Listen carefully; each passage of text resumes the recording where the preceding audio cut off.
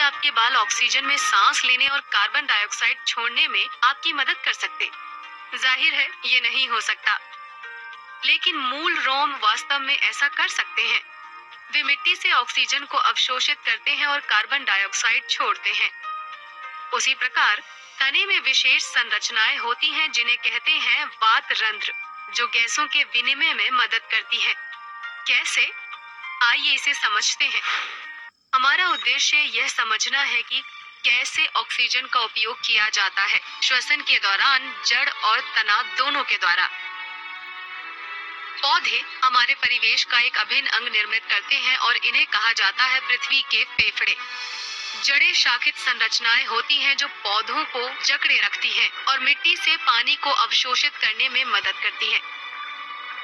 पतले बालों के समान विस्तार क्षेत्र मौजूद होते हैं जड़ की सतह पर, जिसे कहा जाता है मूल रोम।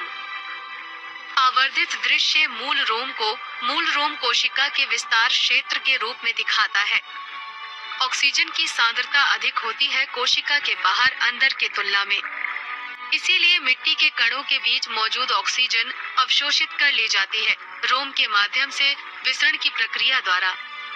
यदि हम कार्बन डाइऑक्साइड की सांद्रता को देखें तो यह अंदर अधिक और बाहर कम होती है, इसीलिए कार्बन डाइऑक्साइड मिट्टी में मुक्त होती है।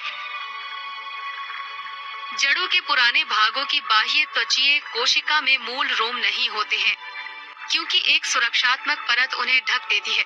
इस परत में सूक्ष्म द्वारक होते हैं जिन्हें वात रंध्र कहते हैं, जिसके माध्यम से गैसीय विनिमय होता है, जहां ऑक्सीजन के अणु अंदर जाते हैं और कार्बन डाइऑक्साइड मुक्त होती है। आइए अब हम एक नजर डालें काष्ठीय पादप के वायवीय भागों पर। तना विशेष द्वारकों की उपस्थिति को भी दर्शाता है, जिसे वात रंध्र कहते हैं, जो गैसीय विनिमय में सहायता करते हैं। ऑक्सीजन तने में प्रवेश करती है इन वात रंध्र के माध्यम से और कार्बन डाइऑक्साइड बाहर निकलती है।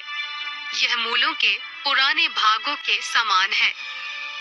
कुछ पौधों के कोमल तनों के सतह पर रंध्र होते हैं जो सहायता करते हैं श्वसन में।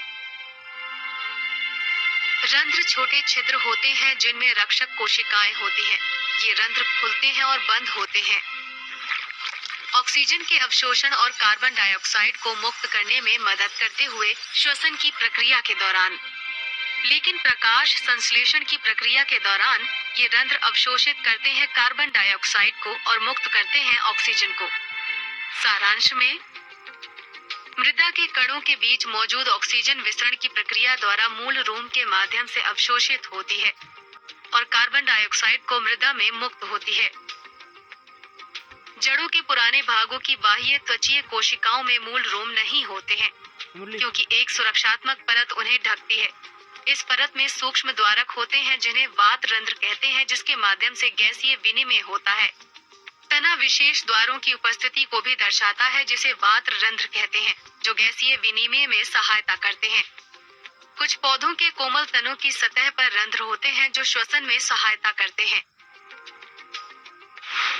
क्या आप जानते हैं कि आपके शरीर को क्या चला रहा है?